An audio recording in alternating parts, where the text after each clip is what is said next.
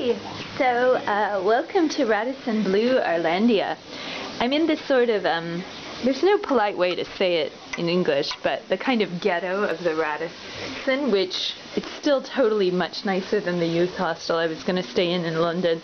So I've decided I'm going to make it up with Sass and tell them I'm sorry about everything. I'm sorry about feeling mad at you. Look, they have this little plastic tea kettle, and even though I know I get cooked plastic parabens when you heat plastic, it's still pretty awesome to be making green tea in my own cup there. So here's my path. So what happened was I took the Arlanda Express back into Stockholm, went to Södermalm, walked around. Stockholm downtown central is kind of like Los Angeles. It's basically like a dirty city. And it was getting late, and I was totally exhausted from standing in Sass's 7-hour line. So I wasn't really thinking very clearly about what to do. Plus I never sleep, so I'm chronically sleep deprived. So I look around Södermalm, there's something like called Scandic.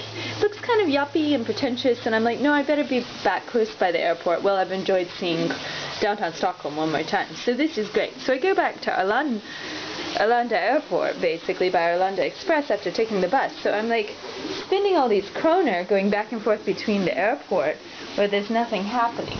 So look, it's my little, like, one-person bed. Here's Dagens Industry. I could read, like, the financial news. But this is so nice because basically it's getting to be in the balance of sort of my favor, except I actually wanted to be in London because I wanted to have like actual experiences rather than like read about life. I wanted to be trumping around like Trafalgar Square, going to the Tate, looking at all the cool stuff, the Bloomsbury, and maybe I'm a little homesick for British culture, which I'm just always homesick for England. But then we get to watch Swedish TV all night, I get to go eat dinner.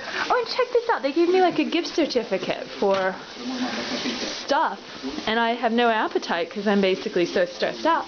So I'm like, okay, I'm gonna get this amazing carrot juice. So I get like a bunch of carrot juice, and then this is like my favorite company, which I love how Swedish design is like so cute. They make everything so cute. So this is their little goji vegan smoothies they have everywhere. And then this fresh pressed carrot juice, which is from Finland, which is like everywhere. It's at all the 7-Elevens. And I'm like, okay, America, you guys need to come visit Sweden and get some more good ideas, because you've got your IKEA, you've got your H&M, but now you need goji berry smoothies in every 7-Eleven and carrot juice everywhere, because it's delicious, probably far better than anything that would ever grow in the earth in America, because our land is so wiped out of all the minerals. But this is Finnish carrot juice. So this is completely amazing that they hooked me up on that account. So I have more juice than I can possibly drink.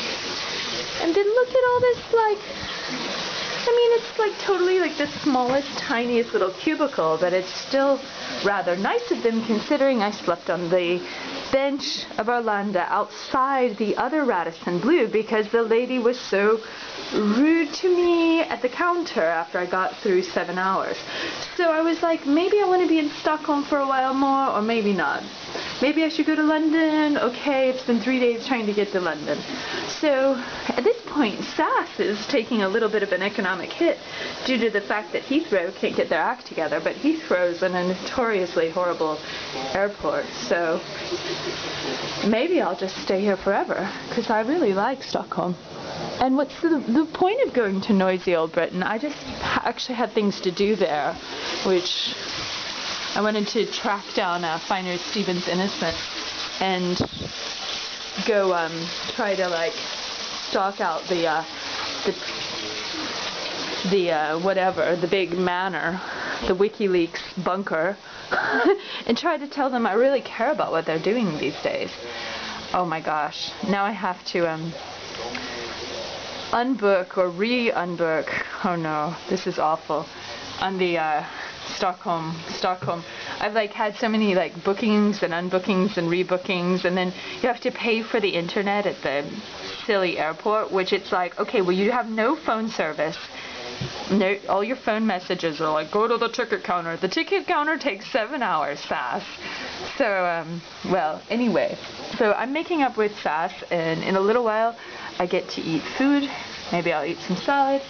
And I met really cool people at the airport.